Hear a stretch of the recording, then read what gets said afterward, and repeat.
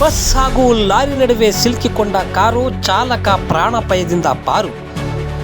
Lorry ಹಾಗೂ ಖಾಸಗಿ ಬಸ್ಸಿನ ನಡುವೆ ಕಾರು ಸಿಲುಕಿಕೊಂಡಿದ್ದು, ಕಾರಿನಲ್ಲಿದ್ದ ಚಾಲಕ ಪ್ರಾಣಾಪಾಯದಿಂದ ಪಾರಾಗಿರುವ ಘಟನೆ ಚಳ್ಳಕೆರೆ ನಗರದ ಹೆಗ್ಗೆರೆತಾಯಮ್ಮ ಸರ್ಕಾರಿ ಬಾಲಕಿಯರ ಪ್ರೌಢಶಾಲೆಯ ಮುಂಭಾಗದಲ್ಲಿ ನಡೆದಿದೆ.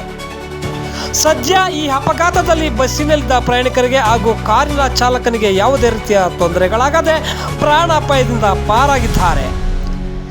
ನಗರದ ಚಿತ್ರದುರ್ಗ ಮುಖ್ಯ ರಸ್ತೆಯಲ್ಲಿ ಸಿಮೆಂಟ್ ಲಾರಿಗಳು ನಿಲ್ಲಿಸಲಾಗುತ್ತಿತ್ತು.